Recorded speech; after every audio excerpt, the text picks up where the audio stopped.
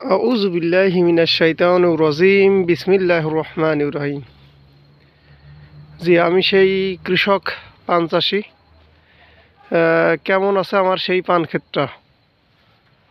অনেকদিন আগে একটা ভিডিও দিয়েছিলাম, ঠিক 1 বছর আগে, সেটাও শীতের সময়। তারপরে আবার এই শীতের সময় আমি আপনাদের কাছে আবারও ভিডিওটা দিচ্ছি। আল্লাহ পাক যদি চায় ইনশাআল্লাহ এবারেও আল্লাহর রহমতে পানটা খারাপ নাই। আল্লাহর রহমতে আলহামদুলিল্লাহ সুন্দর পানটা আছে। এখনও রেখেছি, এখনও আমার ক্ষেতে দেখতে পাচ্ছেন পান প্রায় ভরপুরই আছে।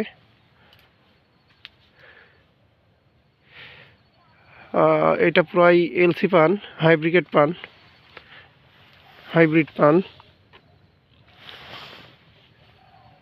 এখন এখানে বাজারটা পাচ্ছি,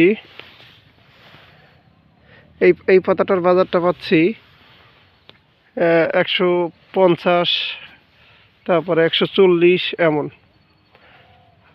আমি দেখব আরও কিছু টাইম পানটা রেখে দিব, আল্লাহ পাক সহায় থাকলে যদি বাজার আর একটু কিছু বাড়ে। এইবার আসলে পান খেতে তেমন একটা লাভবান হতে পারিনি কৃষক, কারণ পানের বাজারটা খুবই খারাপ ছিল। তো আল্লাহ পাক সহায় থাকলে দেখা যাক, সেই ক্ষতিটা আল্লাহ পাক চাইলে হয়তো পুষিয়ে দিবে। অনেকেই রাগ করে বর বা বরজ, আপনারা যে নামে ডাকেন না কেন, এগুলো অনেকেই ছেড়ে দিয়েছে। এই যে দেখুন, এক একটা পানের পাতা কত বড় সাইজের। আশা করছি এগুলো ভালো দামে বিক্রি হবে। আমার ভুঁই আছে এখানে 2 বিঘা সম্পূর্ণ এলসি ক্ষেত, এলসি পানের বরজ, যেটাকে বলে হাইব্রিড পান। জি, এটা হচ্ছে 1 বিঘা। আমি যে ভিডিওটা তখন দেখালাম এইটা হচ্ছে 1 বিঘা, প্লাস এই যে পাশে আমার আর একটা ক্ষেত। জি, এইটাও 1 বিঘা। আল্লাহর রহমতে এটা পানও অনেক সুন্দর কালার, মাশাআল্লাহ। আমার ক্ষেত্রে আল্লাহর রহমতে কালারটা অনেক সুন্দর হয়। তবে তুলনামূলক ওই আগে যে ভিডিওটা দিয়েছি ওটার থেকে এইটার পান একটু দুর্বল। পানের কালার ঠিক আছে, পানের সাইজও ঠিক আছে, কিন্তু গাছ একটু পাতলা গাছ, দেখছেন।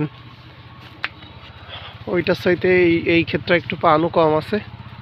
এইবার এলসিতে দাগ ধরে না, কিন্তু এবার দাগ ধরছিল। অনেক ওষুধ স্প্রে করেও দাগটা ঠেকানো যায়নি। তো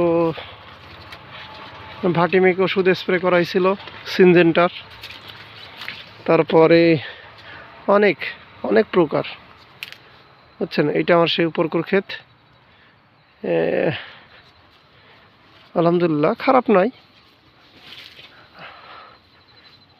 আর হয়তো 10-15 দিন পরেই পানগুলো ঢাকার উদ্দেশ্যে পাঠানো হবে বিক্রির জন্য।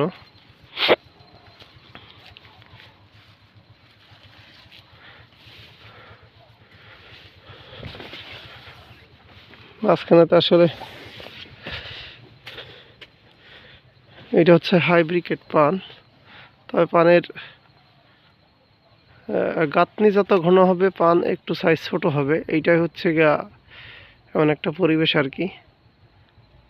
যাক, আলহামদুলিল্লাহ।